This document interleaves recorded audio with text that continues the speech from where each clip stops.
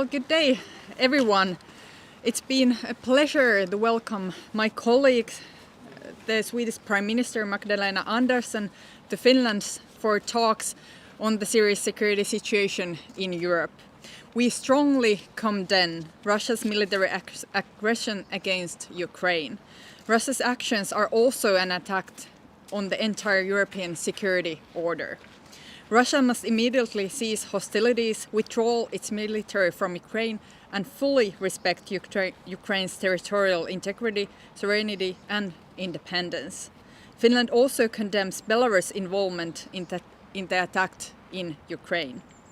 Finland and Sweden stand together with the other member states of the European Union in support to Ukraine.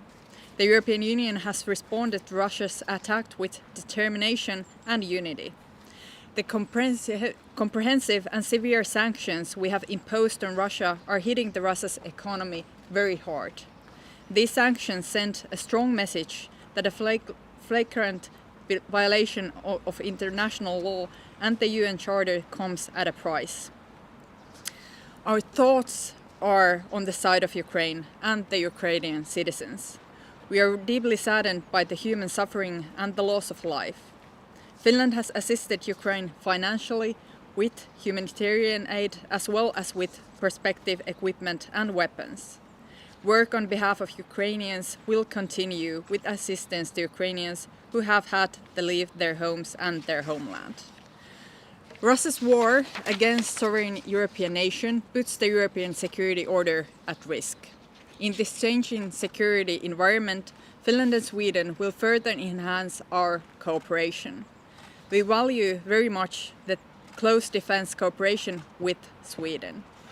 Our countries are not directly under threat, but it is clear that we have to assess the security in our own region together, share our analysis and deepen our cooperation. This is why we meet here today, and our Ministers of Defense are having their own bilateral discussions as we speak. And finally, Finland and Sweden have recently decided to strengthen our interaction with NATO. This means that we have better access to coordination, cooperation and shape situational awareness in the current serious security situation. I will now give the floor to dear colleague, Prime Minister Magdalena Andersson. The floor is yours. Thank you very much, and also thank you for inviting me here and the possibility to come to Helsinki on such a beautiful Saturday. And I'm not going to reiterate all the important things that my dear colleague said about the terrible situation that we are in Europe right now. And it was a very dark chapter of European history that started last Thursday. And from a Swedish government perspective, we also condemn in the strongest possible wording the attack on Ukraine and the illegal invasion of Ukraine. And just as my colleague said, this is not only an attack on Ukraine, this is an attack on the European security order and an attack on democratic countries' possibility to or right to by themselves make their independent choices of on their future. Finland is Sweden's closest partner, especially when it comes to foreign and defense policy, and this is the reason it was important to me to come today to visit Prime Minister Marin, but also President Niinistö. And my visit takes place as part of the increased coordination that takes place continuously between our countries. From a Swedish government perspective, where we are working in 3 different areas in this situation, and also, of course, together with our partners. The first is sanctions against Russia, and here I'm so happy that we have been so united within the European Union, but also with other partners like the UK, Canada, and USA, but now also Switzerland, with these very strong sanctions against Russia. that will very much affect their economy. But also that we could agree on sanctions against Belarus. That's very important. So sanctions, one thing. The other part is supporting Ukraine. And here we have been able to support Ukraine from a European, together in the European Union, both when it comes to humanitarian and military aid. In Sweden, we have, just as Finland, supported Ukraine bilaterally, also by humanitarian aid, financial help, but also with military aid. And the third thing is to strengthen our countries. And that's something that we, of course, continuously do. And in Sweden, we are right now discussing further increases in the military spending. We also discussed about how Sweden and Finland can cooperate on important issues like these further within the European Union. And of course, a very close cooperation between Sweden and Finland is something that makes us stronger in this very special situation. Thank you. And now we have a possibility for a few questions as well. Yeah. From CT News Agency in Sweden. In both Sweden and Finland, there's an increasing support for joining NATO among the public, soon to be about 50% or more than 50% in Finland. What are your thoughts about this, and did you discuss this? Yes, we discussed the matter. I think it's very understandable that the mindset of our citizens is changing during the Russia's actions attacked against Ukraine.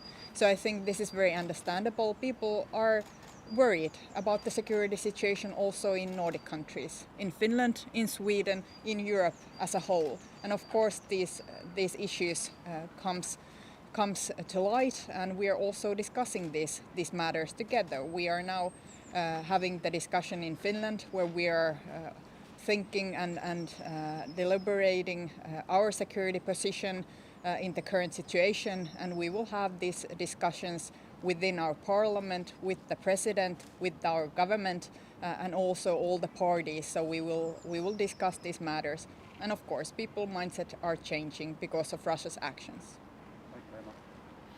Yes, I mean, just as my colleague said, this is very understandable that in this situation more people are thinking about security issues, and that you would see a shift in the opinion. And we are in a new security situation after last week. The security situation has been altered in a dramatic way. And of course this will be discussed in Finland. But of course, I mean, I met the party leaders of the Swedish parties in parliament several times during the last week. And of course we're discussing a number of issues. Lauri Nurmi from Alma Media. One question to both Prime Ministers. Are Sweden and Finland asking for major non-NATO allies status or similar kind of advantages those countries have from the United States? And if I mean deepening of the concrete military cooperation, and if Sweden and Finland were join NATO, should it happen hand in hand together? Thank you. Well, I think it's very important that we are discussing together about the security situation with Sweden. We have very close relations with Sweden in defense also, and we have had bilateral talks within the week many times.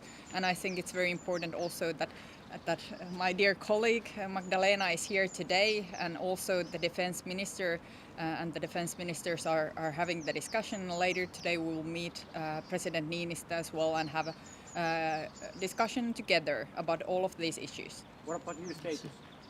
I won't comment that on this stage.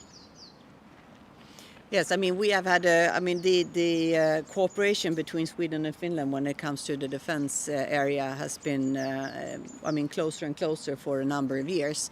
But I mean, we're also working closer and closer together with other partners, both Finland and Sweden, in the joint expeditionary force and also with NATO. So I mean, we do see a closer cooperation now than we've seen for maybe closer than ever. Sam Kingsley from news agency AFP. Yesterday, President Niinistö said that in the event of an attack, Finland would receive a lot of support from the EU, and the UK Defence Minister said to Sweden that they would provide help. Would this help go beyond what is currently being given to Ukraine, for example? What would this help actually entail?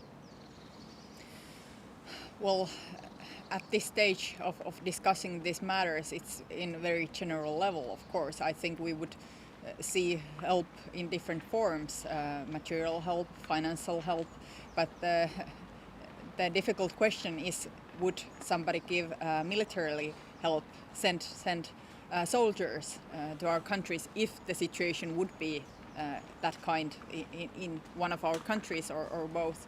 This isn't the situation.